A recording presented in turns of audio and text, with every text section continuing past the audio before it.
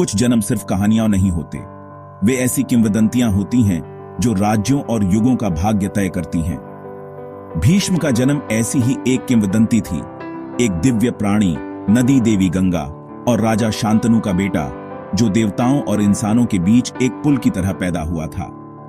उनका आना एक शाप का नतीजा था। एक वसु 8 एलिमेंटल देवताओं में से एक, जिसे एक इंसान के रूप में रहने के लिए मजबूर किया गया था। भीष्म का जीवन कर्तव्य, त्याग और कर्म के अटल स्वभाव का एक सबक बन गया।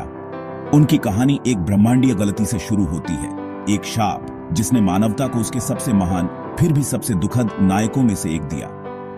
एक उद्देश्य के साथ पैदा हुए भीष्म को उनके गर्भ धारण के क्षण से ही एक भारी बोझ उठाना पड़ा। एक शापित देवता से पूज्य भीष्म पितामह तक का उनका सफर धर्म और त्याग की एक शाश्वत कहानी है। स्वर्ग में 8 दिव्य वसुओं ने एक बार इच्छा और मूर्खता के कारण ऋषि वशिष्ठ से पवित्र गाय नंदिनी चुरा ली थी।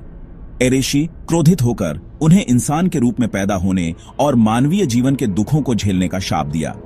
जो 7 सिर्फ मदद कर रहे थे, वे जल्दी ही मुक्त हो जाएंगे, लेकिन 8वां प्रभास, मुख्य अपराधी, को पृथ्वी पर एक लंबा कठिन जीवन जीने के लिए मजबूर किया गया। वसुओं ने दया की भीख मांगी और वशिष्ठ ने 7 के लिए शाप को नरम कर दिया, लेकिन प्रभास के लिए नहीं। उनका भाग्य तय हो गया था।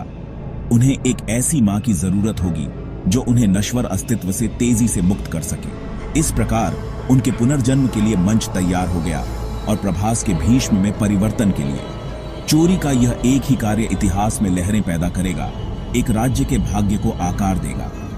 भीष्म का जीवन एक देवता की गलती की कीमत थी। वसु गंगा नदी देवी के पास गए, उनसे अपनी मां बनने और 7 को जन्म के समय डुबोकर तुरंत मुक्ति देने की भीख मांगी। गंगा करुणा से भरी हुई इस दुखद समझौते पर सहमत हो गईं, यह जानते हुए कि उन्हें 8वें प्रभास को उसके भाग्य पर छोड़ना होगा। उन्हें एक नश्वर पति की जरूरत थी और जल्द ही राजा शांतनु को उनसे प्यार हो गया। गंगा ने उनसे शादी करने के लिए सहमति दी, लेकिन तभी जब वे उनके कार्यों पर कभी सवाल न उठाएं। प्यार में अंधे होकर शांतनु ने स्वीकार कर लिया, इस बात से अनजान कि यह वादा कितना दर्द लाएगा। उनकी शादी खुशी से शुरू हुई, लेकिन यह एक नाजुक वादे पर बनी थी। गंगा सिर्फ प्यार से नहीं, बल्कि कर्तव्य से बंधी थी। राजा की भक्ति जल्द ही अकल्पनीय दुख से परखी जाएगी। एक ऐसी त्रासदी के लिए मंच तैयार था जिसे केवल देवता ही लिख सकते थे। हर बार जब गंगा एक बेटा पैदा करती थी, तो वे उसे नदी में डुबो देती थी, जिससे वसु की आत्मा मुक्त हो जाती थी। शांतनु टॉर्मेंटेड अपनी चुप्पी का वादा निभाते रहे, क्योंकि 7 बेटे खो गए। जब 8वां बेटा पैदा हुआ, तो राजा और सहन नहीं कर सके और गंगा का सामना किया, अपना वादा तोड़ दिया। गंगा ने अपनी दिव्य पहचान और वसुओं के शाप की सच्चाई बताई। उन्होंने शांतनु से कहा कि 8वां बच्चा, जो महानता और दुख के लिए डेस्टिन्ड था, जीवित रहेगा, लेकिन जैसा कि वादा टूट गया था, वे उन्हें छोड़ देंगी। गंगा बच्चे को दिव्य लोकों में ले गईं, ताकि उसे ज्ञान, युद्ध और धर्म में प्रशिक्षित किया जा सके। उन्होंने लड़के को तब वापस लाने का वादा किया जब वह तैयार हो जाए। इसके साथ ही वे गायब हो गईं। शांतनु को हार्ट ब्रोकन और अकेला छोड़ गईं। भीष्म की किंवदंती अब शुरू होने वाली थी। सालों बाद शांतनु को नदी के किनारे एक जवान आदमी मिला, जो अलौकिक कौशल और शक्ति दिखा रहा था। गंगा प्रकट हुई और उन्हें अपने बेटे देवव्रत के रूप में पेश किया, जो अब राजाओं, योद्धाओं और ऋषियों की कलाओं में पूरी तरह से प्रशिक्षित था।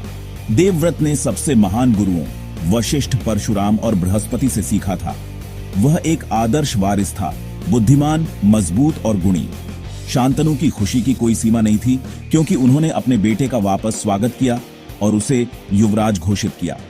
राज्य में खुशी मनाई गई, अपने भविष्य के राजा में आशा और न्याय देखकर। देवव्रत ने हर कर्तव्य में उत्कृष्ट प्रदर्शन किया, धर्म का प्रतीक बना और सभी का दिल जीत लिया।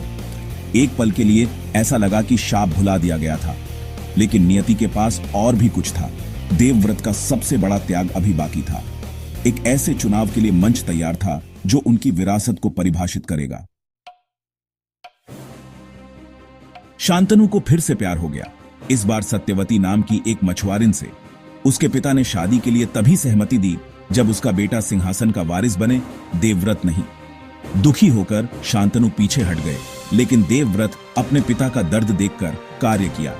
उन्होंने सिंहासन पर अपना दावा छोड़ दिया और आजीवन ब्रह्मचर्य का व्रत लिया, यह सुनिश्चित करते हुए कि कोई भी वंशज सत्यवती के वंश को चुनौती नहीं देगा।